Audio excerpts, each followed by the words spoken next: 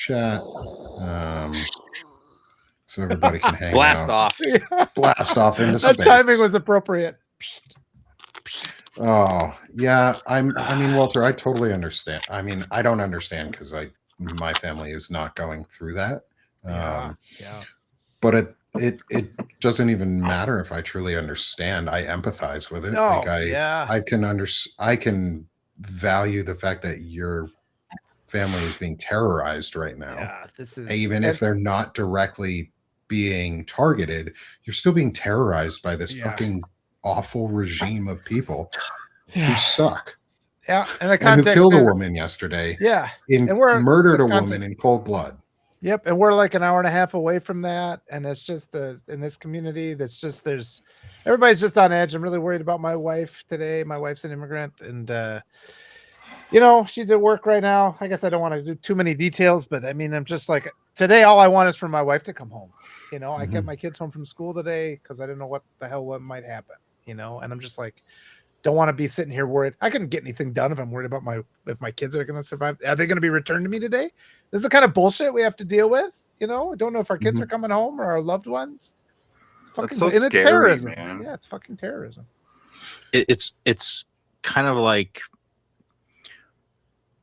what happened to the control that we're supposed to have over the type of life we want to live, right? Yeah. As not just individuals, but as communities, as a country, as a people who are supposed to have this shared belief in the rule of law that we all grew up with. I mean, everybody that is doing all this, pardon my language, everybody, shit now, I know they took the same civics class that I took. Yep. Okay.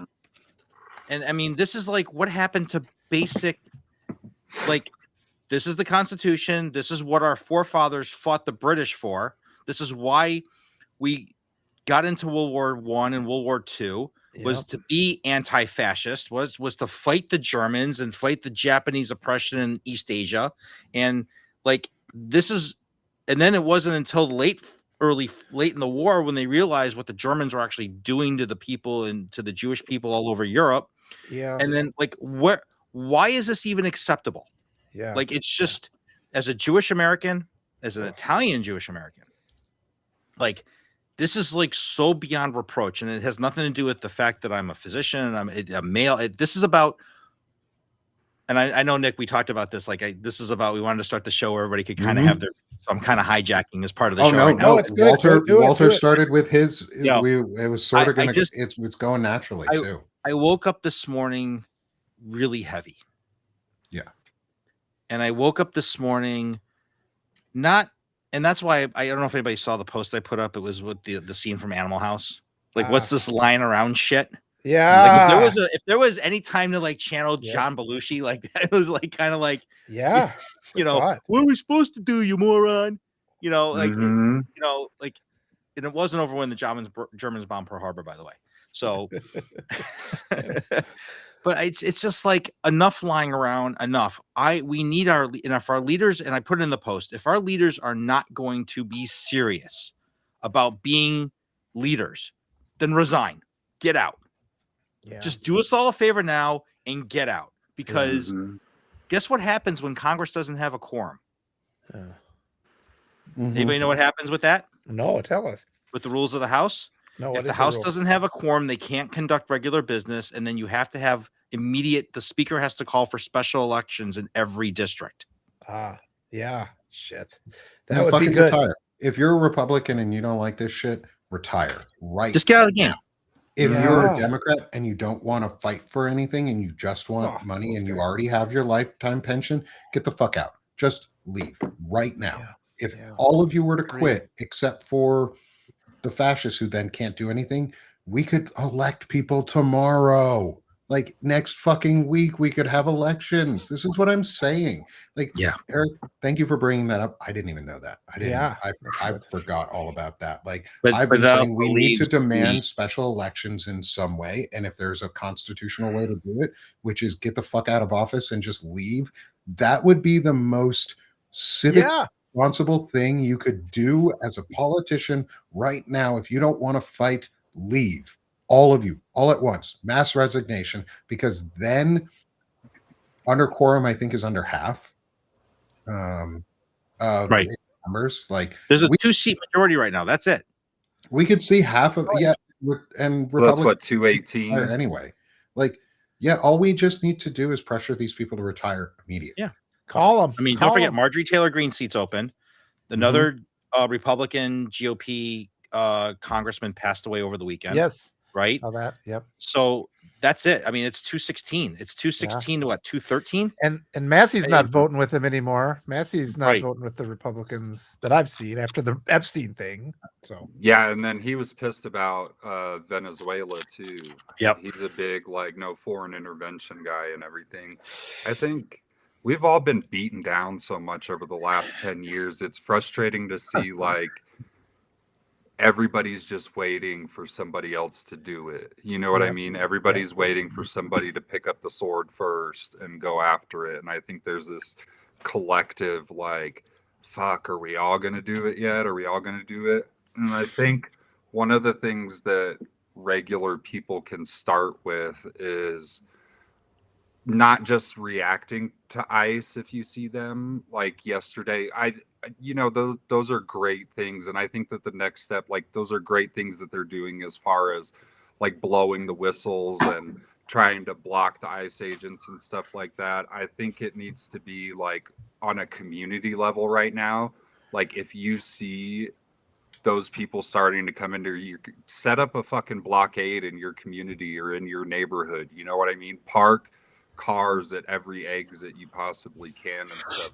I think that there just needs to be practical next steps that kind of give us that push to go to the next level. But because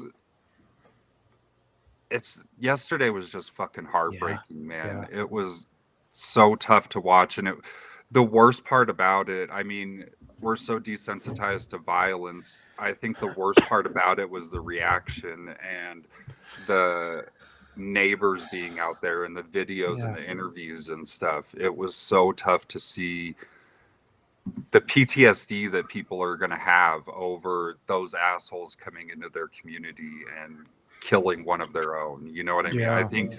I just think that one of the small things that we can do right now is if you find out that ICE is going to be in your area, get fucking parking cones or something. Get something. Set up a blockade and protect your neighborhood. Park your cars at the ends of the streets and create blockades and stuff. Don't let. Imagine if we started booting their vehicles. Just put those yellow boots on their vehicle. Dude, that's right. Anything. Yeah, do small acts of peaceful, slightly chaotic. And then when they need their car, resistance. say sorry. It's gonna be $200. And those people taking videos, man, they are heroes. Those people that, because there was 3 or 4 videos. So now and I think that was you, Nick, who broke that they were trying to spread an altered version of the video. Oh, but now we live Zev in this Shalev area. and I were talking That about was that great. yesterday. You guys were great last night, by the way. Thank you. And everybody, but there's so many videos now that's just so the more people out there taking videos of these things, stand around, just you see ICE, you take out your phone, you start filming that. Because they can't alter all the videos. And once that gets online, I mean, they lose track of it. So those people were heroic and they were very brave. So I really appreciate that. That was a big part of it too. Yes. Is those videos came out right away, and those videos came out before Kristi Noem and them got the chance to do those press conferences and try to spin the narrative as they're ahead of the propaganda. Would she say she was a domestic terrorist and everything? Yeah, that's fucking horseshit. They do that too. Is they're trying to co-opt these words. They're trying to make domestic terrorists meaningless, so that when it finally happens, when a real terror event from someone in the community, like a white person going and shooting up a huge building or blowing something up, because it's white people who cause the most political violence and most violence in this country. We have to be okay admitting that. White people, specifically white men, are the predominant violent criminals, offenders. Year after year after year after year, every year that they have collected the data, white men have been the leading violent criminals. White men make the most violent crimes. Child rapists too. Are child rapists. White men are more likely to be abusers.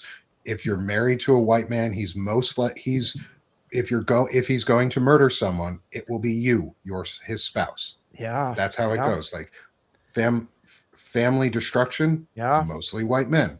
You want to see, like, we project it onto other communities, like the stereotype that black men need fathers and that all black dads are just thugs and gangsters and leaving their and baby daddies who just leave and never take care of their kids. Well, fuck that narrative. More white men have divorces and more white men abandon their children than black men ever have. Black men take care of their kids. Black men teach their children. Black men are good fathers because they've had to be by our society. They have been demanded to be the best versions of themselves or they're seen as a failure. We hold everyone in this country to such a ridiculously high standard except white men. And then following behind white women. But I'm not going to talk about women because that's not my issue. I'm not a white woman. I'm a white man, and we're the worst of the worst right now. And data doesn't lie, though, Nick. No, it doesn't. Data It never can be lies. manipulated, We but it doesn't ignore lie. it, and that's the thing that's hard. Getting people to wake up and see the truth, and then you hit that cognitive dissonance where people are just like, "Duh." But then again, white men own all the media too, so they control all the narratives. They're all the people, and they're all the CEOs. They're overrepresented in the government. White people are overrepresented in public education too, and I mean that's a problem. I mean, I support public education. They're wonderful educators out there. We need more diversity in education. We need more. You know, white men are overrepresented among lawyers, so they're overrepresented among judges. So they're everything that is wrong. They have all the power. It's across the board in most. I'm going to say most professional occupations. It's really, I mean, even in medicine, you know, not so much it's starting to decline now because it's you're seeing the change but it's you know, I don't know. I think the more important question that we really need to be asking is Evan, how are you doing? How am I? I'm doing good. I'm hanging in there. You know what I mean? Since we left you last, ... Yeah. I'm still alive. Yeah. I'm back here and I showed up. You know, things are just, I don't know, kind of stagnant, I guess. But stagnant's okay. Yeah, it's boring, I guess. Boring right now. And boring is a good thing because boring allows me to have the space to sit with myself. And I've really been focusing on writing, just writing. First, which it was which has been amazing, by the way. What you're putting out is great content. I appreciate you. I'm trying. You know, and a lot of it is all of my good writing always comes from a place when I have a lot of emotion to share, a lot of things going on and everything, because it pours out on the page, and that's always a good, honest place to start from.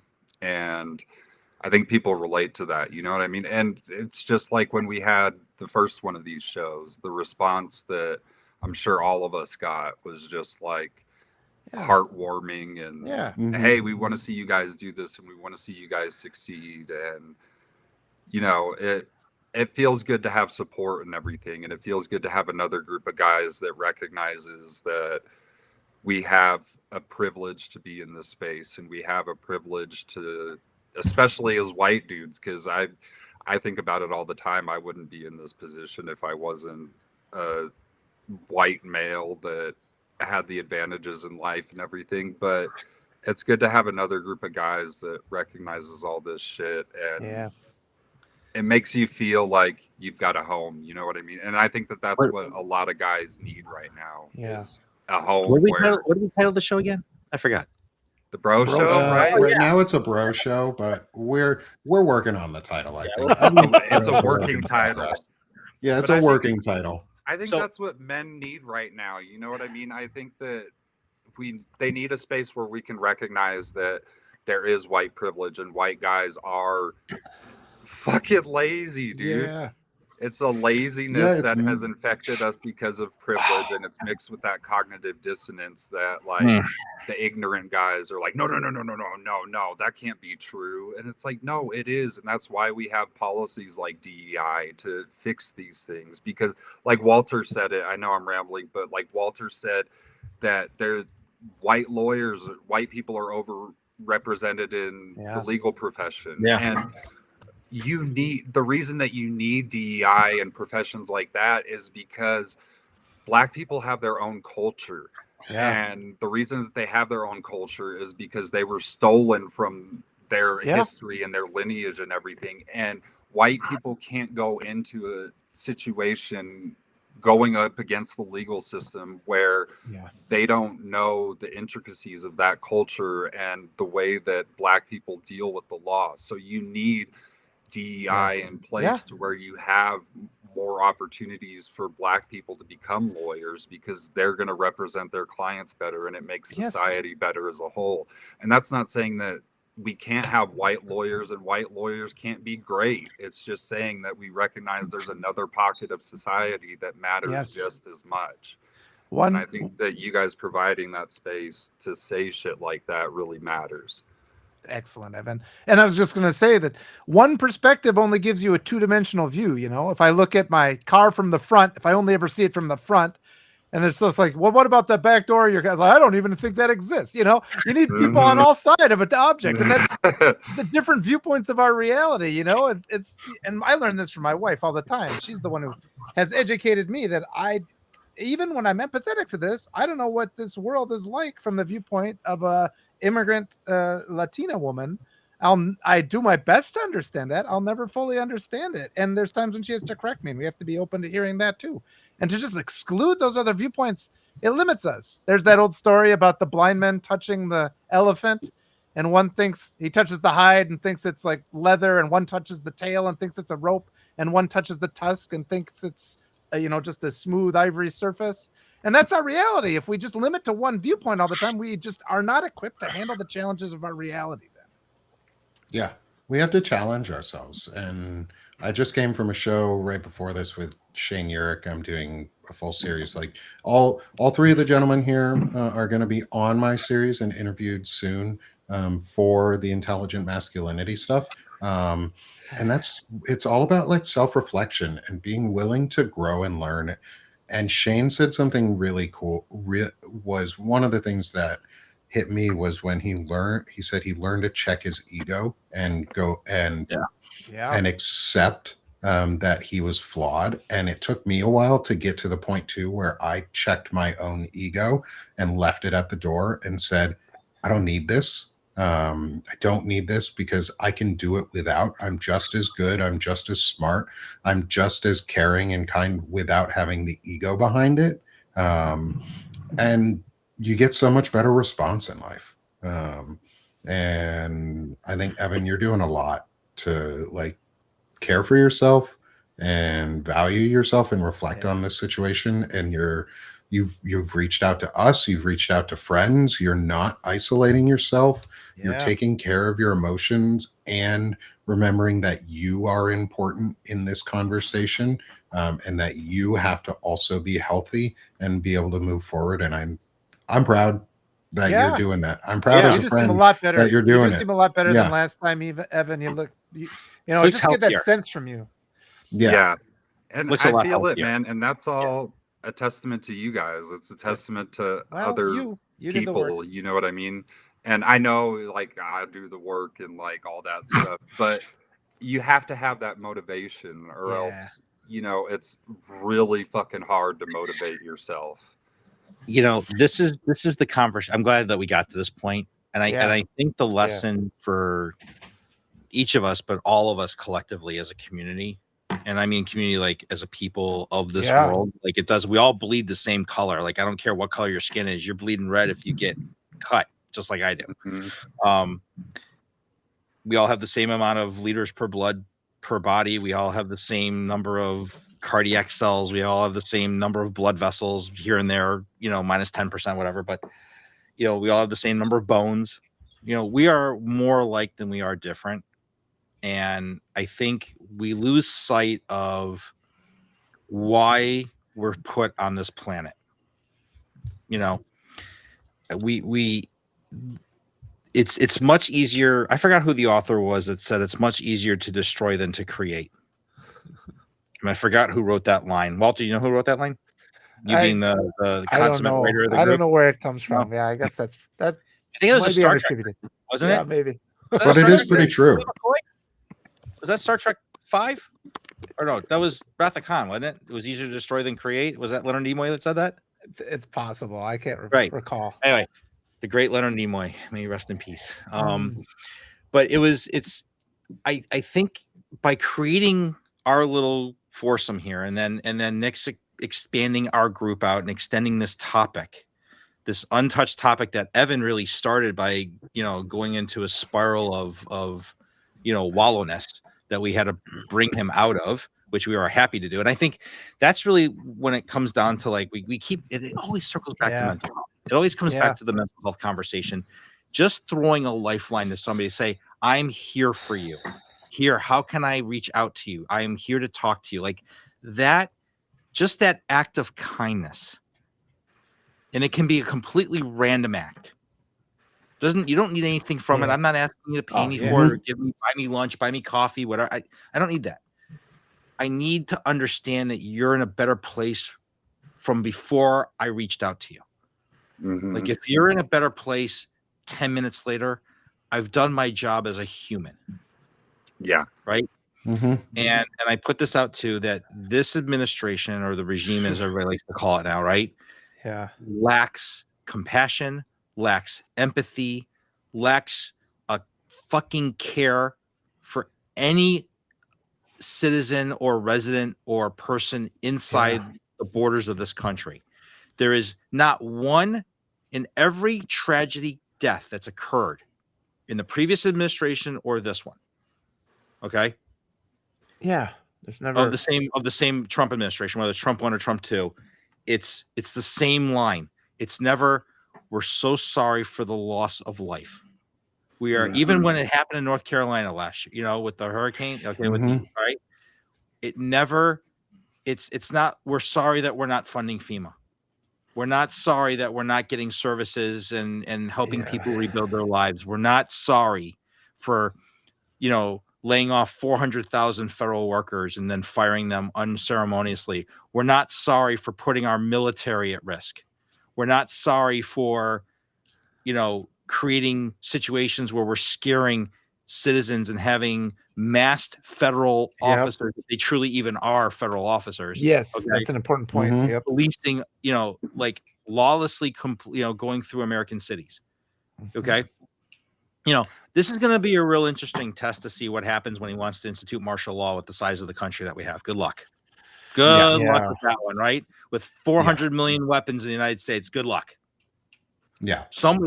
More people are going to die. More people and it's just what's going to happen. It's going to be another, the British are coming, and we're going to have another we're going to have another, Battle of Bunker Hill, and it's going to be another Lexington and Concord event. We're going to have that type of situation where you're going to have state National Guard lining up against U.S. military.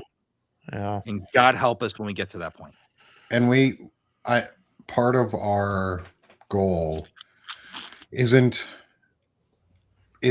knowing that we can't stop everything that's coming. Right. It's preparing ourselves for what's coming. It's preparing yourself and hardening your emotional centers. Like I spent yesterday not talking about the murder for most of the day because I saw the videos once Eric posted them that Evan had sent out of Renee Nicole Good being murdered. We will say her name, and I'm going to continue to find other victims and people if these events happen, and we will say their names too, because it's important to remember we don't even have the perpetrator's name.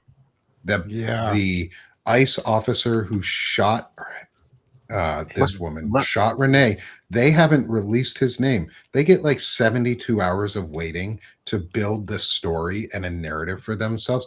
That is illegal as fuck, and we need to be calling that shit out. And it's such a shame that from a murder scene. Yeah, and they walked away from a murder scene. Not only did they walk away while I was watching that footage, and like I'm more accustomed to seeing things that are possibly damaging than maybe some people. Like, I've had more experience with that, and it hit home really hard. And then I spent an hour, maybe a little longer, with Zev Shalev last night, breaking down the footage that Donald Trump had released that is propaganda. Yeah. They altered Yeah. footage that, to They make it ghosted it. look like the They gentleman added a who person in, didn't they? They added in like a body in front of the car. it's basically what they did was, the look of it was they added in almost an extra set of legs, not even a real person, but the way that the shadow moves doesn't match up to the way that the guy actually moves on the video. They chose to use the grainiest footage that was processed through Rumble, which is a Russian-owned media company that, or like Russian financed or like very influenced, that Trump's his Truth Social has a partnership with, like a very, very expensive one. Like there's insider dealing going on there, but they chose to use the worst footage, the grainiest, so that they could alter it in a way that might be believable to folks who are only going to look at one video. Yeah. I looked at it next to the ones with the people who were actually right next to the incident and who were the raw filming it. view. The raw view. You can see the guy pulling his gun out before she even moves his car or her car, pointing it at her window. He put his hand on the vehicle as it was moving and pointed it an arm's length plus of 9mm away and shot her point blank and executed a woman. No due process. For exercising her First Amendment right to speak and to protest against police and policing forces and a tyrannical government without violence. She was not being violent. Yeah, look at the damn picture. She's so far away, or he's so far away. Her tires were turned so that she could leave. She was stopped initially by another vehicle, which looked like possibly another ICE vehicle that just went in front of her. They were more likely to hit the gentleman that was in the middle of the road than she was. And so she tried to do all the right things, but they blocked her from leaving. Also, breaking news from, thank you, Melissa. And I saw it earlier from someone else in the chat, and I don't remember who. I'm sorry. I did look into it too, is the War Powers resolution has passed or has been advanced to the Senate. And the Senate version has been advanced from what I saw. It was voted on. So the Senate advances War Powers resolution to rein in Trump, blocking further military action in Venezuela. From what I saw. That is so fucking important. It is. But he doesn't listen to anything. He doesn't. But it is important. It is important to be now that we have, if that advances fully and gets fully passed, what that does is at least set a precedent where Congress is finally doing its job again. Members of Congress are doing their job. And what this could lead to is like what you talked about, is what needs to happen is, if you're not going to do your job, leave immediately, right fucking now. If you have your pension, leave. If you're Nancy Pelosi and you're waiting to retire and then go, get the fuck out. If you're Chuck Schumer, get the fuck out. If you're Hakeem Jeffries, get the fuck out. I want like Jamie Raskin to stay. I want Jared Moskowitz to stay. I want Chris Murphy to stay. I want Jasmine Crockett. I want AOC. I want Melanie Stansberry, Chris Coons. It's weird that I know so many names of congressional members now, but I want folks like my congressional member to fucking retire. So Steve Womack, if you're listening, or if you ever hear any of this, because I'm gonna just pester your office going forward. Fuck you, Jeff Frank. Like Steve Womack, fucking retire, man. Just get out, leave. Nobody wants you there anymore. Arkansas doesn't like you. You're not doing us any favors. You've helped kill farming industry in this state, and you've left in this year alone. Last year alone, Arkansas lost more farmers than they ever have. Wow. Yeah. Like, then they just got you are not helping our state. Leave. Wow. And Tom Cotton, you can fucking go too. Tom Cotton, John Boozman, please retire. Like, get the fuck out. You guys suck. Nick, what's that? What's the projections on the Arkansas economy because of all the loss of farming? Like, has that even like gotten? I don't even projected know that out yet. I do know the loss. I do know the projections on the loss because of the ACA and the big beautiful bill and all the bullshit bill and all the reductions in medical and food assistance is going to cost the state over $1 billion over the next I think it was 5 years. You guys are probably already hurting. We're literally the home of Walmart. Like, Walmart's headquarters are almost in my back fucking yard. Walmart is the largest perpetrator of welfare fraud in the nation. Wow. They force their employees basically to live on welfare. And then spend the money heart at Walmart. of that. Yeah, and I work live in the like heart 30 of hours. that. They keep them just below the threshold of 32 hours to be full time. Yeah. Arkansas And they get sucks welfare, and because then of it. those same people just turn around and spend the government benefits at Walmart. It's a fucking monopoly that they have. Those are the Walton We have family. Walmart and Dollar Such General, which are pieces of like shit. It's which the are like video the with the chip. cheaters. Same thing. Yeah. Like, we just get low prices. We get no assistance. We get no care. It's this rugged individualism bullshit that people think is how America was founded, or whatever their bullshit ideology on it is. And that's white nationalism, by the way, folks. Is that this is what we get nation for was founded on collective action. The founding fathers says, for all their flaws, we have to admit what they also did well at was they took their collective wealths and their statuses and their lives, and they donated it to the country. They gave it all away. They collected all of their wealth into the pot of which became the U.S. Treasury. George Washington, Thomas Jefferson, Ben Franklin, they gave their livelihoods and their lives to this cause. Had we not won, they would have been executed as treason from Great Britain. They gave their lives collectively. It even says so in our document that they gathered and collected their wealth for the betterment of the nation.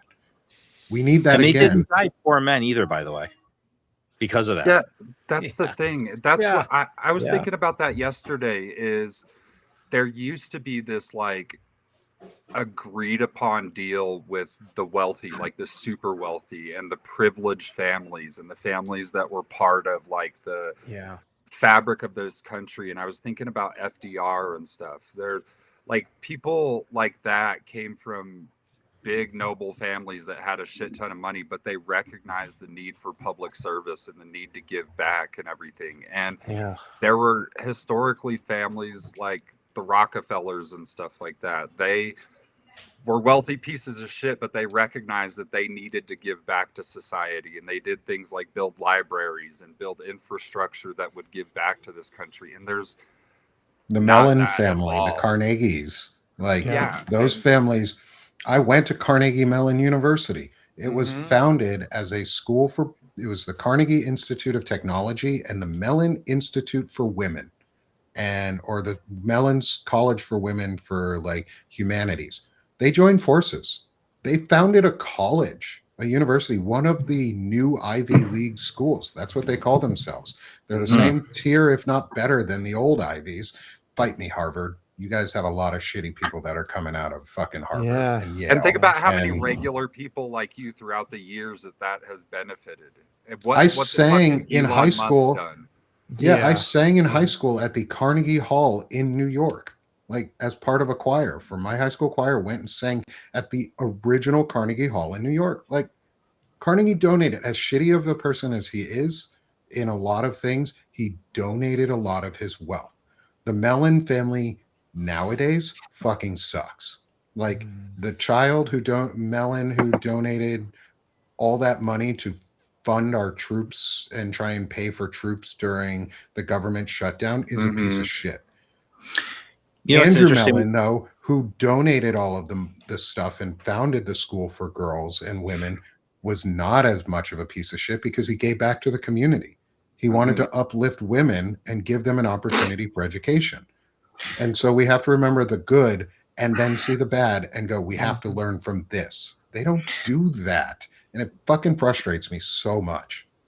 I'm glad we kind of touched on this topic because every major religion in the world, whether it's Judaism, Christianity, Buddhism, Hinduism, Islam, charity is one of the staple cornerstones of each major dogmatic religion in the world. Mm-hmm. The Bible teaches this, the Torah teaches this, the Quran teaches this, I think it's the Daha teaches this in Buddhism, whatever it is, like whatever religion you practice, even if it's being agnostic and you're an atheist, being charitable is being human. It's acknowledging that we always have responsibility. I mean, we're not going to like if you think about like animals, like my two dogs, like if my one dog doesn't want to finish, like he'll let the other dog finish. Like they stop. Animals know this instinctively. Like they know to take care of each other instinctively, right? Of the same breed or whatever, right? Why is this such a difficult concept for humans? Yeah. Why is this such a difficult concept for people? We're supposed to be like the most esoterically intelligent life on the planet. Yeah. And I really, really question that sometimes. Yeah. And I want to get to, somebody said something in the chat real quick, is that Carnegie and Mellon were forced to put their wealth in there. Yes, that was part of the social contract. We are acknowledging that. That's something I advocate for, is charity by force for these billionaires is what it would be. It's you donate everything over what, $100 million or something stupid like that. Like, give it a nice number so that they're happy and they can have whatever they want. But after that, 100% of your earnings or under 100% of the value and increase in wealth that you get on that goes to the National Treasury for social services. And guess what? Who gives a shit if they were forced to do it? They ended up doing it, and they did good things because of it, and it helped the social good, and it also made them probably in the end better people because they learned how to start empathizing and doing things, even if they did it for their own goods. It is so easy. We just fucking tax the rich. We used to do it up until like until the 80s. And we're going to have a huge fucking nepotism problem with all this wealth too. It's going to be horrible when Jeff Bezos and Elon Musk and whoever starts to pass away. If we don't tax the shit out of if we don't dog tax bell the going shit off out of that wealth, dog alarm, we're going to have spoiled little shits like we're having it now, like Don Jr. or whatever. We have it now. Like we have Don Senior and Don Jr. Yeah. Mm-hmm. But I'm sorry. Go ahead, Walter. Well, I was just going to say, I think we need to reprogram our brains so we know that a society that relies on charity to survive is a society that is failing. The society needs to take care of the people that in it, because charity's never enough. They never give enough by design. If we're beholden to them, that's them lording over us, where they're like, we control your lives, be good to us, do what we say. We then become. So we just need to change it to like what Nick says. They're giving up their money. There are limits. We shouldn't have to rely on charity at all. I want everybody to remember this. Think about where we'd all be speaking either Japanese or German right now if it wasn't for the very serious people in the Roosevelt administration going to the automakers, the engineers, the Mellon family, the Carnegie family, the Ford family, and saying, we don't have any tanks, planes, jeeps, cars, ships, munitions, nothing. We need you to turn on the machinery from building refrigerators to building weaponry to fight the Germans and the Japanese. Imagine where we would be if those guys said, no, we can't do it. We're not going to share our engine. If GM had said, if Chrysler had said, I'm not going to share my engine schematics to Ford to build the Mustang aircraft, where would the Tuskegee Airmen be today? They wouldn't exist, right? If we didn't develop destroyers to sink the U-boats that were off the coast of New York City, okay? There's a U-boat wreckage literally 10 miles off of the coast of Mar-a-Lago where they were listening in when Roosevelt was down here meeting with with Churchill and Stalin, and they were meeting at a restaurant right down here in Pompano Beach. Like, I mean, like, where would we be? And this is the charity part. Like, you can amass wealth, right? But can't take it with you. You can do. Well, I think we talked about there's 3 types of people with wealth, right? There's the people who are very charitable, give their wealth away, no questions asked. They've got so much of it, they don't know what to do with it. They give it away, right? Then there's the people who are selfish and just hoard it for themselves, but they'll give a little bit here and there, but they'll mostly spend it on themselves, right? And the third type of person is the worst type of people with wealth, and that's they use their wealth to hurt other people. And that is our current sitting president of the United States. He's one of those people. Mm-hmm. And that's why one of the things I advocate for is a wealth cap, but also a wealth minimum. Because we always talk about we've been partially there before, like in the US in the 50s. The reason the 50s was so vibrant for the US is we had a 90-something% wealth tax for rich folks. Like if that's what they really want, if they want to go back to the 1950s, then we need to have that 90% wealth tax on the rich or higher. And then we need to go the step further, which is the true second Bill of Rights, the true social programs that FDR advocated for and that social democracies have, or democratic socialist countries have. I like social democracy because it's built into the system itself rather than just being a layer on top of it. Is they take care of the system and the people that run the system by giving back to us. Like we amass the wealth and then or somebody else amasses the wealth through our labor, because it's still our work. It's not their work. CEOs don't do the work. CEOs just make deals. If anyone ever tells you that the CEO is the most important person in a company, they're fucking stupid. Or they're an executive who wants to be a CEO and just wants to have an ego. The most important people in your company are the ones who don't get any credit for the work that they do, and they work tirelessly and they work relentlessly. Trust me, I know I worked 100 fucking hours a week for 2 straight months to launch a software product, and then I got removed from the team because they shrunk my rollout and they replaced my team, me, with an entirely new team to replace everything that I had done to get their system out and run. And I feel betrayed as shit because on top of all of that, I was bullied into silence for 2.5 years. And you know what? Want to talk about it, Nick? You need to get it off your chest. It sounds like you got some. You want to talk about it some more? Or? Sure. I mean, I haven't talked about it in a while. It's the reason I got here on Substack. Is I got fired from a job, and I won't talk about the company itself or name anybody because I'm under contract not to, and I'd like to keep some of the benefits that I got when they left me. How you feel. You can talk about how it hurt you and how it shaped you today, and like what you're still like resentful over. I mean, this is that space for that too, right? Yeah. So I worked as a software engineer for 6+ years. I worked at Amazon, where my role was eliminated there too. The week of Thanksgiving. And this was direct. Sorry, I don't mean to cut it. This was directly after you got out of the Army, right, Nick? No, so after I got out of the Army, I spent time as a truck driver. I did local pickup and delivery truck driving. I did 2 months as a propane truck driver. Worst fucking job ever. Like, God, those guys have shitty jobs. It's like 70 hours a week. And God paid really bad. You're going out into the horrendous conditions. But then I went truck driving and I used my GI Bill to get my second degree in computer science.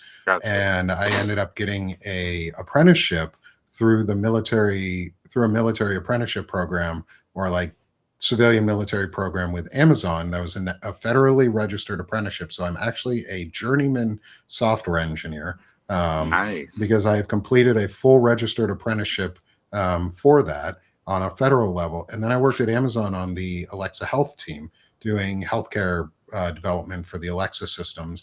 I managed the COVID self-checker for the entirety of COVID, and it was daily and or weekly like updates on CDC directives in the US, Canada, Mexico, Brazil, and in multiple languages. So I I fucking sat there with COVID information every day for 2 years. It was so damaging. But I got to work from home, so that was cool. Yeah. And then when I lost my job there, or when my job was, our entire division, our entire department of Alexa Health was terminated because it Jeff wasn't making Bezos. money by. No, it wasn't Bezos. Bezos loved it, Alexa. That was his baby. Oh, really? He wanted it to be the computer from Star Trek. That was his Right. inspiration. He actually wanted to do something good with it. He didn't care if it made money. He just wanted Alexa to work because he wanted a computer. He wanted that computer from Star Trek. Andy Jaskins, the CEO right now from AWS, only cares about money. And so we had literally beaten all of our goals. But anyway, not that. The Amazon stuff's way in the past. Don't care about that. I ended up lining up with a really nice job at a company that was a startup, and I got to be I was a senior DevOps engineer. So I built the back-end software infrastructure and deployment platforms and collaboration and internal tooling for the entire company. I went from a team of 1 to a team of 5 to a team of 1 the week before we fucking launched our product. And then I worked 100 hours a week for 2 months to support the launch. And the only thing I asked for during that time was another engineer on my team so I could lighten the load. So I could go and be a part of my family outside of work, because I was up, and my wife will tell, like, she fucking hates this, that it happened, is I got up at 6 or 7 in the morning, get my kids to school. I was angry when I woke up all the time. Every day I was fucking mad, fucking miserable. I would wake up, I would be angry, I was mean. We finally made the agreement that I shouldn't be awake when the kids are getting up in the morning because of that job, because I didn't want to hurt my kids' days. I didn't want to send them to school in a bad mood because I was pissed off, and my wife didn't want to do that either. And we agreed that it was a bad thing. And I was being bullied the entire time while I was at work. None of the work that I was doing, no credit was ever given to me. Like, I did a demo for a really cool update that would have been an internal tool for the team to help. And one of the executives decided during the meeting, during the fucking demo session, which is supposed to be a celebration of work, to go, I don't care about that. That was useless. I was like, dude, go fuck yourself, basically. I came back from a surgery. I had 3 knee surgeries.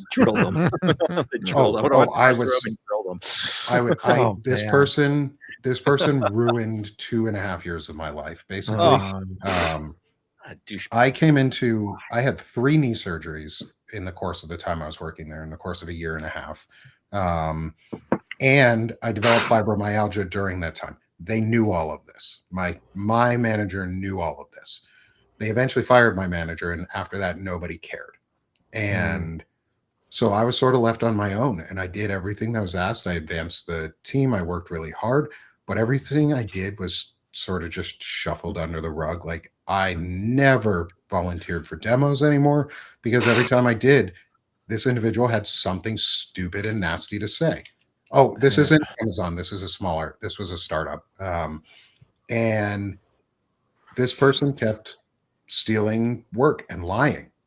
And eventually they got caught because a woman in my work, who was another executive level, stood up to him. She lost her job because of it, but both of them lost their jobs. And she was okay with that. She knew it was going to happen in the end, and she bit the bullet for the team, because whenever I spoke about it, it was shoveled under the rug. It was said, "No, you're making that up. Are you sure that?" Because that's how, like, I told the CEO of the company, who was my direct supervisor for a year, you weren't present, and he got mad about it. And I was like, but you weren't present as a manager. You didn't provide me management. You didn't provide direction.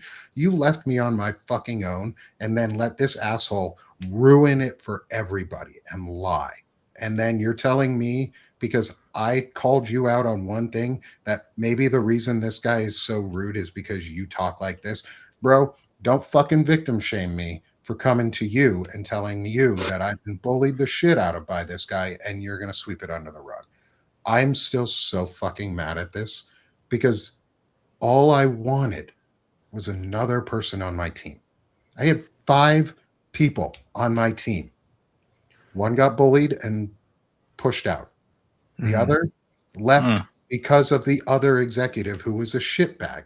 One of them left also because the executive was a shitbag. The other one literally quit right after a meeting with that executive who was a shitbag. If one person is the fucking problem, maybe that person needs to be removed and not everybody else.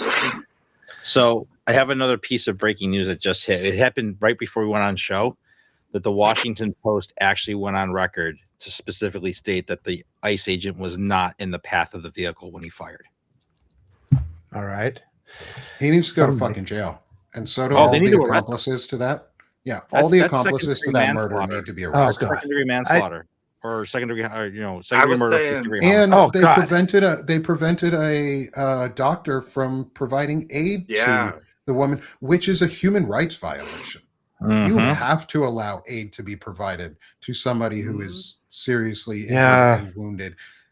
That's another murder count. That's an addition. It's an addition to the shooting. To just go, nope, you can't provide aid. We want this woman to suffer and die, is what they said. So here's the question, guys. And from your other perspectives, you guys are the writers, right? I'm the healthcare professional worried about how everybody feels about all this. But like, is this finally the tipping point? Is this the straw that broke the camel's back? Is this, or we got more? I mean, I hope so. I think we need to, but I mean, it's got the potential to be, I'd say it has the potential, but we got to keep hammering this narrative because they own the. Is this finally the plutonium, them killing a white woman? Is that what it took finally? I mean, well, they have the distribution mechanism for the whole media, so we have to confront their propaganda, and we have to keep talking. It's so important. All the supporters here. I want to add, my wife got home too, so I'm a little bit. I feel a little bit better. She came home early. It was a relief. Nice and safe. Give her a big hug and a kiss from everybody. No, it's not a happy love your voice family. in here. Love I feel better. everyone. So at least tonight I get to still have my family. Who knows about tomorrow? But I'm just. I'm just living day to day. I'm on the PC. It doesn't do that. So I think we have to overcome the narrative. I think that's the only way, because George Floyd wasn't the tipping point. We see what the mainstream media does when they get control of that narrative and when they buy into what the regime's saying. Instead of replaying that video all night and judging those talking points that they were coming out with, even MSNBC was playing Kristi Noem's fucking press conference yesterday, and that's a frustrating thing, and that's why it's so important that we call it out. Stupid cowboy hat. And one of the things that I was saying last night is these fucking ICE agents, they're so untrained, and how do we have higher standards for an 18-year-old kid that the government is willing to send to war if you accidentally fire a blank round during a training exercise in the Army? You can lose rank, you can lose pay, you get an Article 15 for that, and they'll put you on extra duty for 45 fucking days where you're scrubbing toilets and shit with a toothbrush until midnight every night, and waking up the next morning and going to PT and working all day and doing that shit, and you get bumped down to E1 and you're making no fucking money. All of that just for firing a blank on accident, for misplacing your weapon during a training exercise. This asshole yesterday shoots somebody in the fucking face 3 times. With no shoots training her 3 fucking times. And he's having beers with the boys at the hotel afterward. And there's no accountability. And we still don't know who the fuck he is. And the mainstream media hasn't driven that point home at all. They've named Renee Good and everything, and they're doing memorials and stuff. And that's all great. But the public can handle the fucking memorials. We can handle remembering Renee Good and carrying on her memory and everything. The public can do that.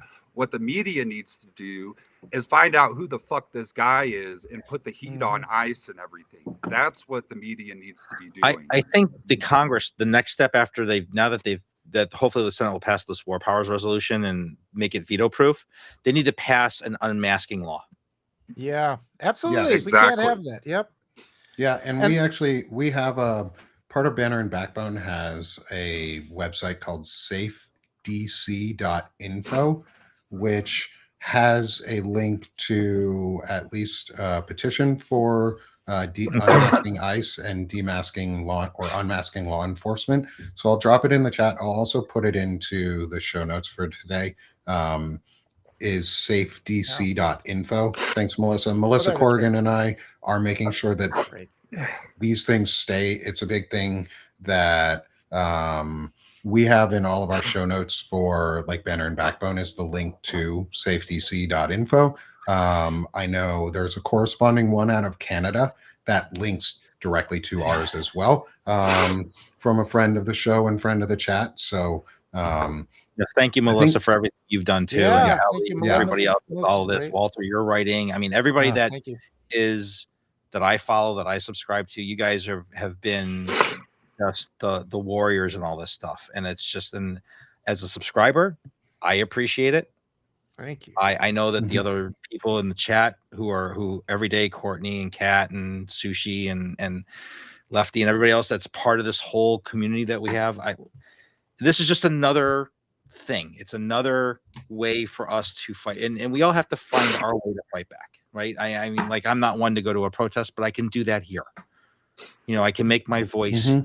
I can, make a difference with my patients, and I can make, and do what I can do here, but we need a lot of activation. Everybody needs to wake up. And I hope that through her death that we martyrize her to the point where she becomes the beacon of hope. Yeah. That we can turn her death into something so positive. And everybody that's died under ICE, the people that are even unnamed, the millions of immigrants who they've taken illegally, who we don't even know what happened to them down here in Florida and El Salvador and wherever else they sent them to God knows where, all the unnamed people that have died because of this administration, and plus all the people around the world that have died because of U.S. aid. I mean, how much blood is on this administration's hands? It's just it shouldn't be this way, and we need to change it. Yeah, and I'll wait to announce anything about the shooter's name until it's confirmed. If this individual is the shooter. One of the things I am reading, though, about whoever this individual was, is that they're saying they were an experienced ICE officer. Whatever that means. They have either been in ICE for a while and have gone through the old training. And like this isn't one of the Proud Boys or something they pulled off the street. Yeah, which means this person did it intentionally.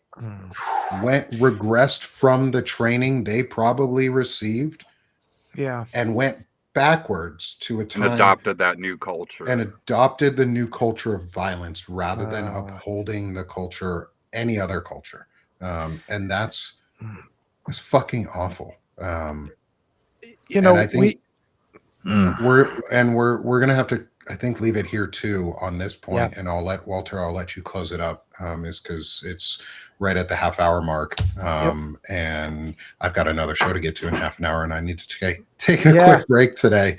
At some point. I just want to quickly say it's really up to us, because this regime is going to try to smear Renee Nicole Good, her good name. They're going to try to smear her. They've already called her a terrorist. They've lied, and we have to hold everybody in our sphere accountable. Say, hell no, she was an innocent person. She was she's defending the Constitution. She was defending your right to speak, your right to live without fear. And we got to be forceful about this, because that's what they're going to try to do. They're going to try to demonize her to cover their asses. That's what's going to happen. They're going to pivot like they always do. They're going to look for dirt on her in the past. They're going to say all these horrible things. It's up to us to defend her. We have to defend her now that she has passed on. I mean, there's still a lot to defend, and it's just now that she's murdered, we have to still defend. One quick thing that I think that we can do is to kind of make her more relatable is share that picture of the fucking stuffed animals coming out of her glove box. Yeah, because that was the most heartbreaking thing, is because if you share that, every mom can picture them driving their kid to school or something and being stressed out, and their kids playing in the back seat and they don't know what to do, and they just reach over for a stuffy out of the glove box to keep the kid entertained. And that was the most heartbreaking thing that I saw yesterday. Is this is just a mom, you know what I mean? A mom trying to protect her community, and there's so many other moms out there that are probably doing the same thing. And I think that if we share that and remember that it'll help make this the moment that it needs to be. And thank you to all the moms out there. Yeah. Every day is Mother's Day. Absolutely. Except for Father's Day. We get one day. That's it. Yeah, we need one. That's about right. And to answer the question, there was a question in the chat as my final thought on this is, what can we do for action? Is I'm going to work with the Centered America team to see if I can, and if we can help propose real federal legislation, simple single item legislation on either a federal or state level that any state or federal group could adopt of unmasked ICE. And that's basically is unmasked federal law enforcement, unless there's a specific requirement for it, which is basically never. Unless they're required to wear a mask for like chemical interference and things like that, or for their own medical safety, they shouldn't be allowed to wear them.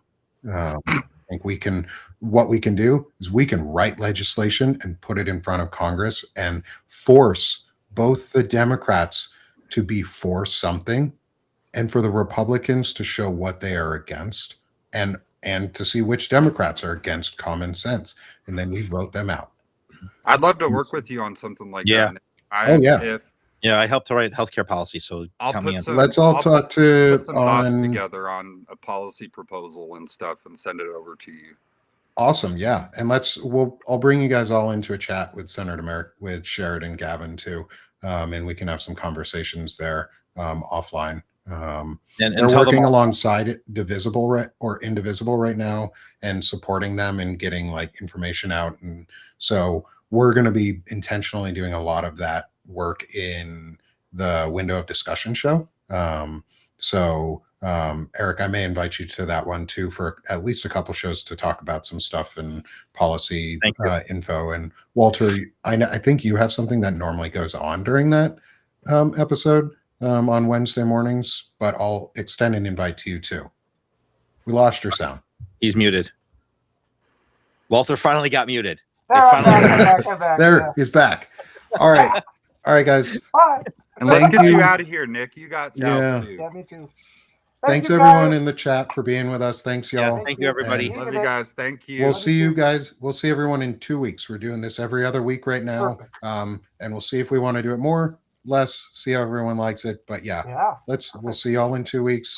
Everybody stay safe, take care of your neighbors, and take care of your families. Yeah. All right. Thanks, all right, y'all. bye guys. Bye, guys.